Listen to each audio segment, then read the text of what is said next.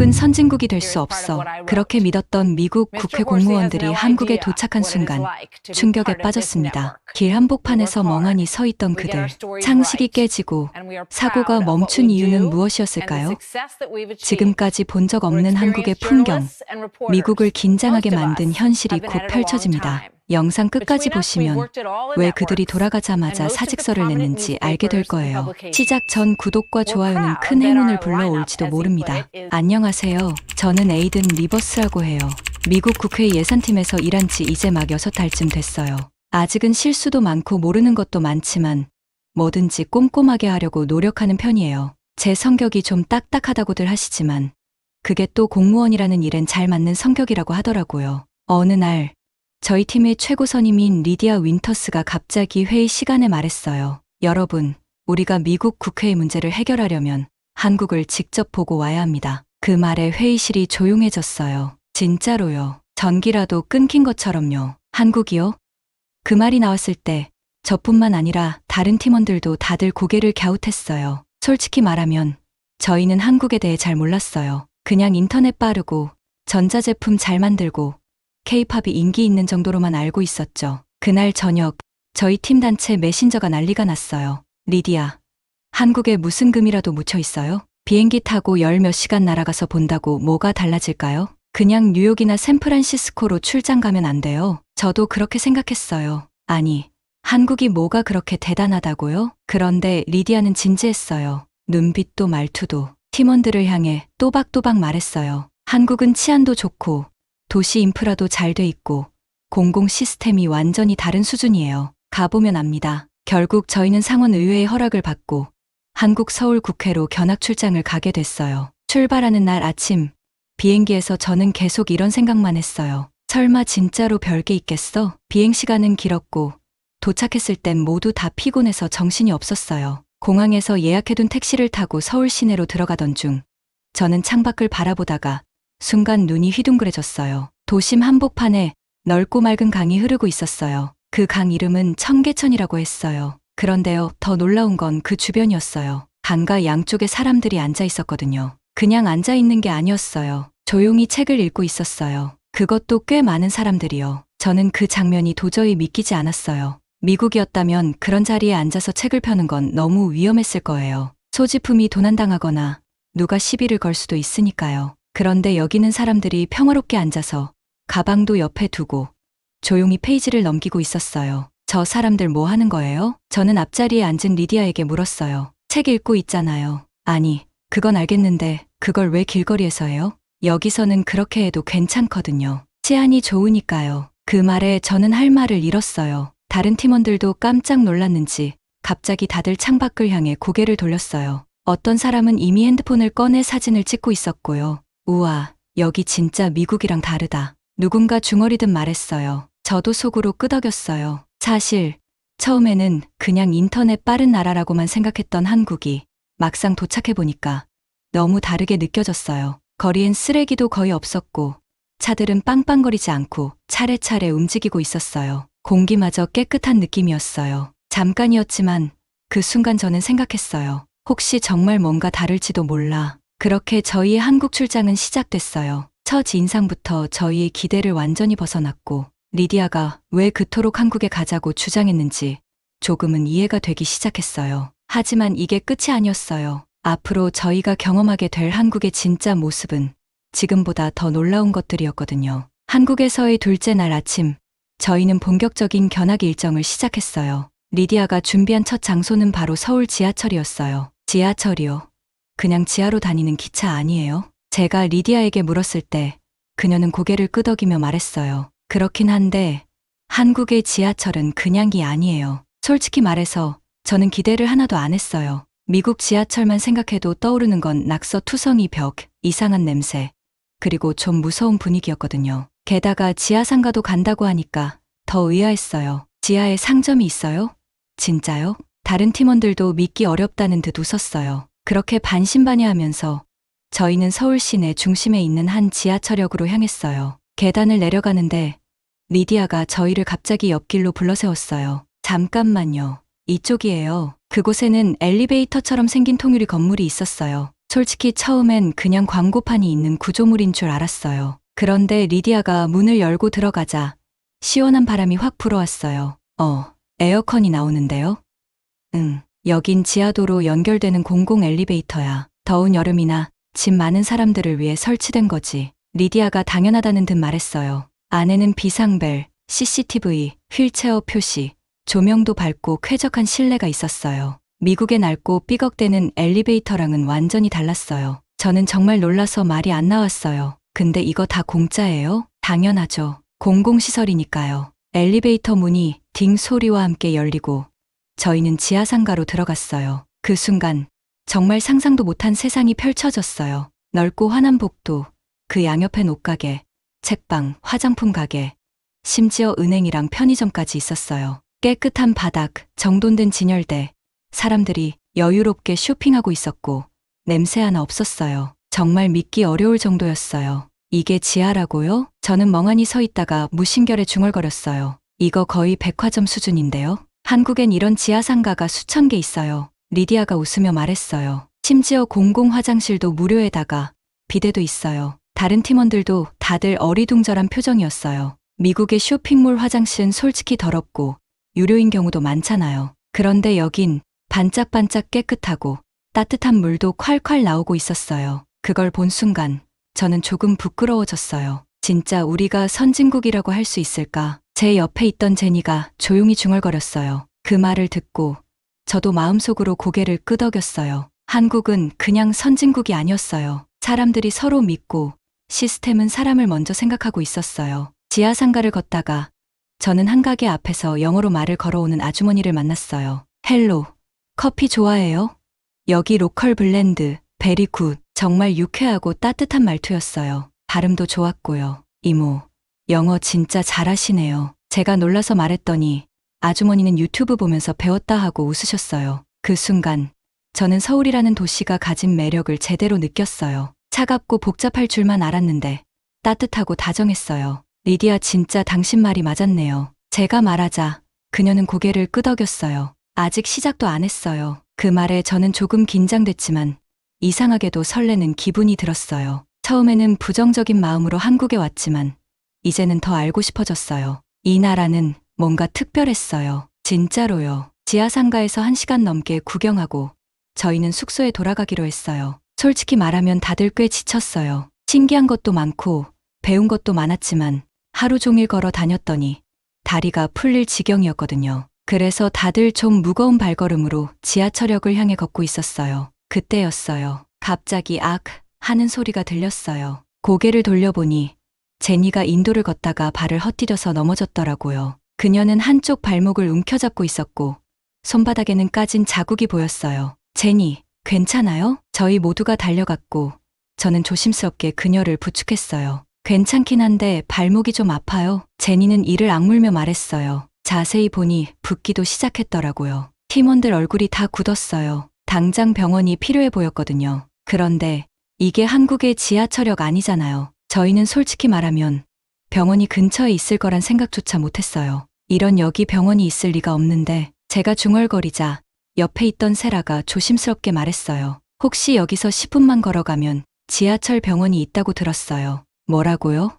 병원이 지하철역 안에 있다고요? 저는 너무 놀라서 목소리가 커졌어요. 다른 팀원들도 어이없다는 듯 웃었어요. 세라, 지금 제니 아픈 거 가지고 장난하는 거 아니죠? 진짜예요. 써니가 어제 말해줬어요. 한국은 지하철 안에 병원이 있는 곳도 있다고. 처음엔 다들 믿지 않았어요. 저도 마찬가지였고요. 그런데 제니의 발목은 점점 더 부어오르고 있었고 어쨌든 어딘가 치료를 받아야 하니까 그냥 가보기로 했어요. 그렇게 저희는 세라가 말한 방향으로 걸어갔어요. 그리고 10분쯤 지났을 때 정말 믿을 수 없는 광경이 눈앞에 나타났어요. 지하철 전용 병원. 큰 간판에 그렇게 적혀 있었고 안에서는 사람들이 줄을 서서 진료를 기다리고 있었어요. 병원 맞았어요. 깨끗하고 환하고 간호사와 의사들이 분주하게 움직이고 있었어요. 전 정말 입이 다물어지지 않았어요. 세상에 이게 진짜 병원이네. 써니가 저희 옆으로 와서 말했어요. 여기 진료 시간 아직 남았어요. 제니 진료받을 수 있어요. 곧 제니가 진료실로 들어갔고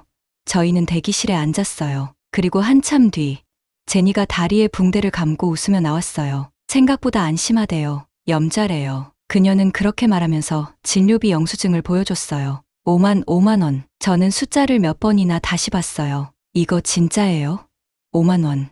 그게 다예요? 응. 한국에선 의료보험이 잘 돼 있어서 외국인도 진료비가 저렴하대요. 써니가 그렇게 설명해줬어요. 저는 머리가 띵했어요. 미국에서는 병원에 예약 없이 그냥 가면 진료비가 수십만 원이 넘기도 하거든요. 예약도 한 달 전에 해야 하고 응급실은 더 심각하고요. 그런데 한국은 아니, 이건 말도 안 돼요. 대기 시간도 거의 없었고 의사 선생님도 친절했고 가격도 저렴하고 그뿐만이 아니었어요. 병원 바로 옆에는 약국도 있었어요. 제니가 바로 약을 처방받아서 나왔고 약사분이 영어로 복용 방법을 친절하게 설명해 주셨어요. 심지어 졸린 약인지 아닌지도 알려주셨고요. 그걸 보면서 저희 팀원들은 조용히 눈을 마주쳤어요. 아무도 말은 안 했지만 모두 같은 생각을 하고 있었던 것 같아요. 지금까지 우리가 알고 있던 한국은 틀렸구나. 병원을 나와 지하철 플랫폼으로 향할 때 저는 리디아에게 조심스럽게 물었어요. 리디아, 미국에선 왜 이렇게 못해요? 그녀는 한참을 생각하다가 대답했어요. 시민의식, 행정 시스템, 정책의 우선순위, 그리고 무엇보다도 사람을 먼저 생각하는 문화가 다르기 때문일지도 모르죠. 그 말을 듣고 저는 고개를 천천히 끄덕였어요. 이 나라는 사람을 먼저 생각하고 있었어요. 그리고 그런 작은 배려들이 이 나라를 진짜 선진국으로 만들고 있었어요. 지하철 병원에서 제니가 무사히 치료를 받고 저희는 택시를 타고 숙소로 향했어요. 진료비도 싸고 약국도 친절하고 그날 하루는 정말 놀람의 연속이었어요. 저는 택시 창밖을 보면서 계속 생각했어요. 이게 진짜 가능한 나라야? 꿈은 아니겠지. 숙소는 서울 시내 중심에 있는 호텔이었어요. 외관은 미국 호텔이랑 비슷해 보였어요. 깔끔하고 모던한 건물, 조용한 로비, 정중한 프런트 직원들까지요. 하지만 엘리베이터 타고 방에 들어서자마자 저는 다시 한번 놀라고 말았어요. 방 안에는 작은 태블릿 하나가 침대 옆에 놓여 있었거든요. 처음엔 그냥 시계나 날씨 앱 같은 건 줄 알았는데 그게 아니었어요. 리디아가 버튼을 하나 눌러보더니 커튼이 스르르 자동으로 열리는 거예요. 뭐예요, 이거? 커튼이 자동이에요? 여기선 대부분 태블릿으로 조절해요. 조명, 에어컨, 심지어 룸서비스도요. 리디아가 말하면서 웃었어요. 저는 얼른 태블릿을 들여다봤어요. 화면에는 여러 메뉴가 있었어요. 와이파이 연결, 객실 조명, TV 채널, 식사 주문, 메시지 전송 같은 버튼들이 있었고 모두 영어로도 잘 설명돼 있었어요. 저는 얼른 와이파이 연결을 눌러봤어요. 놀랍게도 별다른 로그인이나 요금 안내도 없이 바로 연결이 됐어요. 그리고 인터넷 속도는 솔직히 말해서 미국 우리 집보다 빠른 것 같았어요. 진짜 공짜예요? 제가 물었더니 리디아가 고개를 끄덕였어요. 한국은 대부분 공공 와이파이 무료예요. 호텔은 말할 것도 없고 카페나 버스, 심지어 공원도 그래요. 그 말을 듣자마자 저는 휴대폰으로 평소 미국에서 접속하면 5초쯤 걸리는 뉴스 사이트를 열어봤어요. 1초도 안 돼서 화면이 뜨더라고요. 거짓말 아니라 저 혼자 헉소리를 냈어요. 그날 밤 저는 방 안에서 그 태블릿으로 커튼을 닫고 룸 조명을 은은한 주황빛으로 바꾸고 따뜻한 물로 샤워를 했어요. 샤워기 수압도 딱 좋았고 수돗물은 필터 없이도 맑고 깨끗했어요. 미국에선 석회질 때문에 샤워하고 나면 피부가 뻣뻣해지는데 여긴 전혀 안 그랬어요. 오히려 피부가 촉촉해지는 느낌이었어요. 샤워를 마치고 침대에 누워서 저는 방 안패드로 룸서비스 메뉴를 눌러봤어요. 야식으로 간단한 음식 하나 시켜볼까? 한국 음식이 낯설긴 했지만 그림이 다 있어서 고르기 쉬웠어요. 저는 치즈김밥이라는 걸 골랐고 주문을 누르자마자 3분도 안 돼서 도착 예상 시간이 나왔어요. 그리고 진짜 15분 후에 음식이 도착했어요. 따끈따끈한 김밥이 트레이에 담겨 있었고 물수건과 작은 국도 같이 왔어요. 직원분은 영어로 Enjoy your meal 하고 인사도 해주셨어요. 와, 이 정도 편리함이면 솔직히 이민 오고 싶어요. 저는 김밥을 한 입 베어 물고 그렇게 말했어요. 치즈 김밥은 고소하면서도 짭짤하고 생각보다 훨씬 맛있었어요. 저는 깜짝 놀랐어요. 평소 김밥이라는 걸 들어만 봤지 이렇게 맛있는 줄은 몰랐거든요. 리디아가 제 방에 들러 말했어요. 어때요, 에이든? 한국 호텔 생활 좀 만족스러워요? 만족을 넘었죠. 편하고 빠르고 뭐든 다 갖춰져 있어요. 아직도 믿기지 않죠? 근데 이게 여기에선 당연한 거예요. 리디아는 창밖을 바라보며 말했어요. 저는 조용히 고개를 끄덕였어요. 방 안은 따뜻했고 도시의 야경이 창문 너머로 반짝이고 있었어요. 그리고 마음속에서 뭔가가 살짝 바뀌기 시작했어요. 처음 한국에 왔을 땐 그저 의심뿐이었어요. 이 나라가 뭐가 대단하다고? 이런 생각이었죠. 그런데 이제는 제가 더 배우고 싶은 입장이 되어 있었어요. 이건 단순한 출장 그 이상이야. 이건 새로운 세상을 만나는 거야. 저는 그렇게 생각했어요. 그리고 그날 밤, 오랜만에 정말 편안하게 잠들 수 있었어요. 서울에 온 지 며칠째 되는 날 아침, 저는 평소보다 조금 일찍 눈을 떴어요. 밖이 조용했거든요. 커튼을 열자 눈이 소복소복 쌓여 있었어요. 온 도시가 하얗게 변해 있었고 창밖 풍경은 마치 동화 속 같았어요. 하지만 동시에 걱정도 됐어요. 미국에서는 눈이 이렇게 오면 교통도 멈추고 학교도 쉬고 도시 전체가 일종의 정지 버튼을 누른 것처럼 느리게 움직이거든요. 그래서 저는 곧바로 방 안에 태블릿을 켜서 대중교통 운행 상황을 찾아봤어요. 근데 놀랍게도 모든 지하철과 버스가 정상 운행 중이라는 메시지가 떠 있었어요. 에이, 이건 업데이트가 안 된 거겠지. 저는 그렇게 생각했어요. 그런데 나가보니까 정말로 다 정상 운영 중이었어요. 호텔 로비에서 만난 리디아가 저를 보더니 말했어요. 에이든, 서울은 눈이 와도 절대 멈추지 않아요. 오히려 더 바빠져요. 그게 무슨 말이에요? 눈을 치워야 하니까요. 리디아는 장난스럽게 웃었고 저는 고개를 갸웃하며 밖으로 나갔어요. 그리고 그 순간 진짜 충격적인 장면이 눈앞에 펼쳐졌어요. 도로엔 수십 대의 제설차들이 분주하게 오가고 있었고 인도 위에는 사람들이 삽을 들고 직접 눈을 치우고 있었어요. 어떤 사람은 자기 가게 앞을, 어떤 사람은 자기 집 앞 인도를 깨끗이 쓸고 있었어요. 이거 다 공무원이에요? 제가 묻자 리디아는 고개를 저었어요. 아니요. 그냥 주민들이에요. 여기는 자기 앞 눈은 자기가 치우는 문화가 있어요. 저는 깜짝 놀랐어요. 미국에서는 눈이 오면 보통 시청이나 공공기관에서 와서 치워주는데 여기선 사람들이 자발적으로 움직이고 있었어요. 누구 시키지 않아도 알아서 하는 모습이었죠. 게다가 더 놀라운 건 그 눈을 치우는 도로에 열선 매트가 깔려 있어서 눈이 녹고 있었어요. 어떤 곳은 아예 눈이 안 쌓이게끔 자동 제설 시스템이 작동되고 있었고요. 이런 거 미국에도 있었으면 좋겠네요. 저는 감탄하며 말했어요. 그때 길을 걷던 중 저는 또 다른 신기한 걸 발견했어요. 바로 한국 사람들의 겨울 옷차림이었어요. 정말 많은 사람들이 검정색 롱패딩을 입고 있었는데 그게 전부 같아 보이진 않았어요. 어떤 패딩에는 대학교 이름이 써 있었고 어떤 건 캐릭터가 그려진 디자인도 있었어요. 저건 다 학교에서 나눠주는 건가요?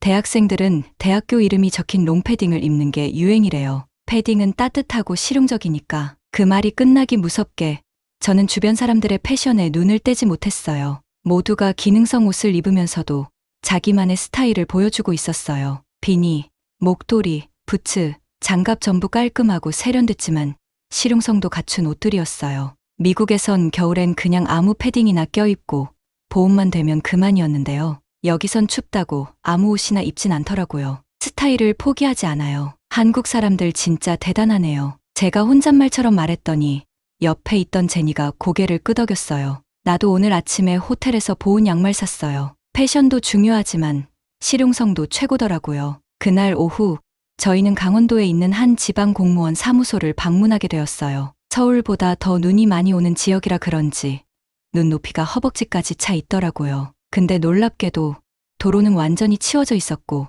차들도 아무 문제 없이 달리고 있었어요. 도로 옆에는 군인들이 나와서 눈을 퍼나르고 있었고 주민들과 협력해서 작업 중이었어요. 이게 바로 협동이네요. 저는 마음 깊이 감탄했어요. 한국은 눈이 오면 멈추는 나라가 아니었어요. 눈 속에서도 더 잘 움직이려 애쓰는 나라였어요. 그리고 그 중심엔 서로를 위해 움직이는 사람들이 있었어요. 호텔로 돌아오는 길, 저는 창밖의 하얀 서울을 보면서 생각했어요. 처음엔 단순히 출장이라고 생각했지만 지금은 아니에요. 이건 사람과 문화를 배우는 여행이에요. 그리고 저는 그걸 전부 마음으로 느끼고 있었어요. 한국에서 지낸 지 벌써 일주일째 되는 날이었어요. 시간이 정말 순식간에 지나갔고 이제 내일이면 미국으로 돌아가야 했어요. 에이든, 비행기표는 잘 확인했죠? 리디아가 체크리스트를 들여다보며 물었어요. 네, 체크했어요.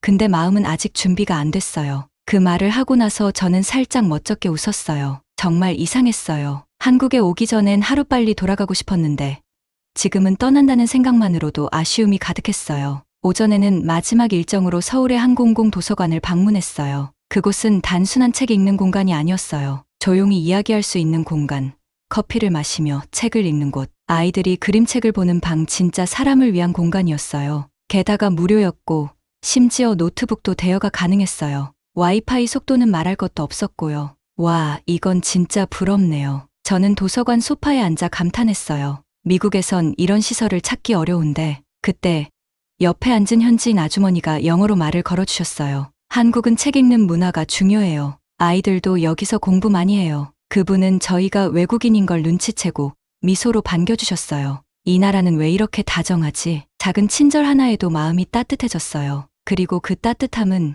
여행 내내 저희를 감싸고 있었던 것 같아요. 점심시간엔 마지막으로 서울의 전통시장을 둘러봤어요. 시장 안은 좁은 골목으로 이루어져 있었는데 사람들은 서로 어서 오세요 하며 손짓을 하고 먹거리 냄새가 골목 전체에 가득 퍼져 있었어요. 할머니 한 분이 떡볶이를 나눠주시면서 말했어요. 이거 한국 떠나기 전에 꼭 먹어봐야 해요. 매콤하니 맛있어요. 저는 그 떡볶이를 한 입 베어 물고 입안 가득 퍼지는 매운맛에 눈물이 핑 돌았어요. 매운 것보다 이 마음이 따뜻해서 그랬던 것 같아요. 오후가 되자 저희 팀은 다시 호텔에 모였어요. 모두들 짐을 싸고 체크아웃 준비를 하고 있었죠. 근데 저는 마음이 복잡했어요. 그냥 여행을 마치고 돌아가는 게 아니라 뭔가를 놓고 가는 기분이었어요. 그때 리디아가 제 옆에 앉더니 말했어요. 에이든, 무슨 생각해요? 그냥요, 한국이 이렇게까지 저한테 맞을 줄 몰랐어요. 처음엔 부정적이었잖아요. 네, 솔직히 올 필요도 없다고 생각했어요. 지금은요? 지금은 다시 오고 싶어요.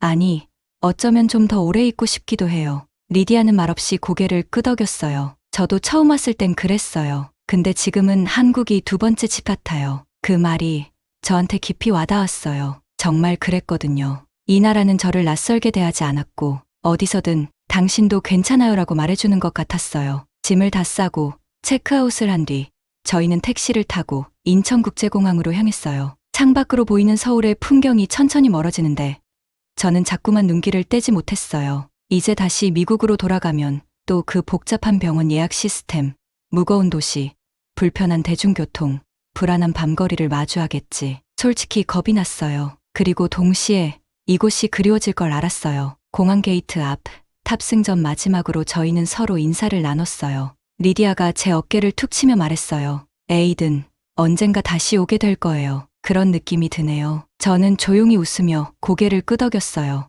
이번엔 그냥 여행이 아니라 미래를 생각해보고 싶어요. 이 나라에서요. 비행기 창밖으로 작고 빛나는 서울의 불빛이 보였어요. 저는 그것들을 마지막까지 바라보다가 눈을 감았어요. 그리고 마음속으로 다짐했어요. 꼭 다시 오자. 이번엔 더 오래, 더 깊게 이 나라를 알아보자. 이제 한국은 제게 그저 출장지가 아닌 마음속에 남은 나라가 되었어요. 긴 이야기 들어주셔서 감사합니다. 구독과 좋아요는 로또 1등의 기회를 잡을지도 모릅니다.